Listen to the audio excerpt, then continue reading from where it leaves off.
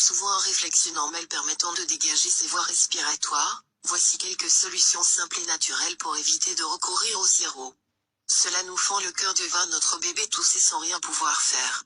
Lorsque le bébé tousse, c'est le plus souvent un réflexe normal permettant de dégager ses voies respiratoires, et en dehors de 3 cas qui sont, la laryngite, une obstruction bronchique ou une fausse route, et qui demande consultation d'un médecin, la toux peut être un symptôme de rhume.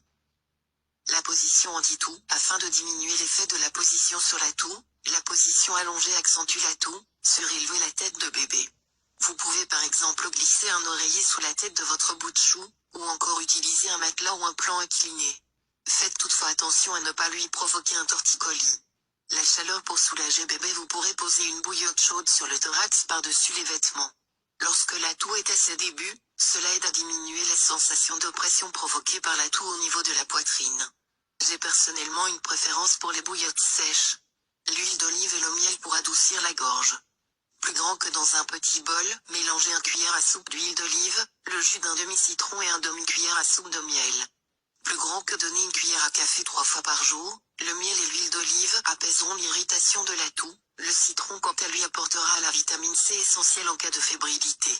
Nota bene, choisissez un miel certifié biologique, le miel biologique est extrait par centrifugation à froid, épuré par décantation et non surchauffé. Il conservera ainsi tous ses bienfaits. Désencombrer le nez de bébé. Le premier réflexe, qu'il est indispensable d'avoir lorsque le nez de bébé coule est de procéder à des lavages de nez fréquents au sérum physiologique. La toux peut être en effet liée à un nez bouché. Voici comment désencombrer le nez de votre bout de chou. Plus grand que installer le bébé de sorte à ce que sa tête soit sur le côté et lui expliquer doucement ce que l'on va lui faire et pourquoi on le fait. Plus grand qu'une dosette physiologique est pressé pour la vider entièrement dans la narine du dessus. Le liquide ressort avec les sécrétions par la narine du dessous. Plus grand que retourner bébé et nettoyer l'autre narine de la même façon avec une autre dosette. L'oignon pour une nuit apaisée. Plus grand que dans une petite coupelle, disposez un oignon coupé en 2 et mettez-le sous le lit du bébé toute la nuit. Plus grand que si l'odeur trop forte de l'oignon vous indispose, vous pourrez planter des clous de girofle dans l'oignon.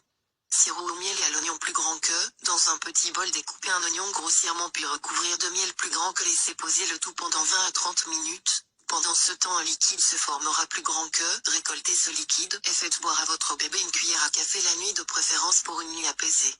Attention, en raison de la présence du miel dans ce remède, il est déconseillé de le donner à un nourrisson de moins d'1 an selon les recommandations de l'AFSA.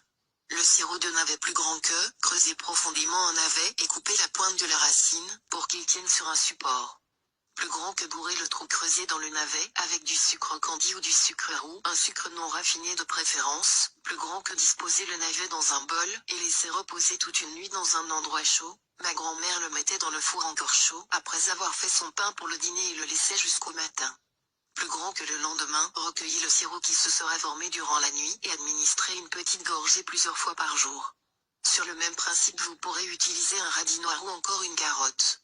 Recommandation: ne vous inquiétez pas au premier toussotement, restez toutefois vigilante, il existe en effet des signes d'alerte à ne pas négliger. Si la toux persiste plus de 7 jours, si la fièvre dépasse 38 degrés Celsius pendant plus de 3 jours, si votre enfant change de comportement, qu'il devient grognon, qu'il a l'air abattu, s'il a du mal à respirer et que la toux est sifflante, consultez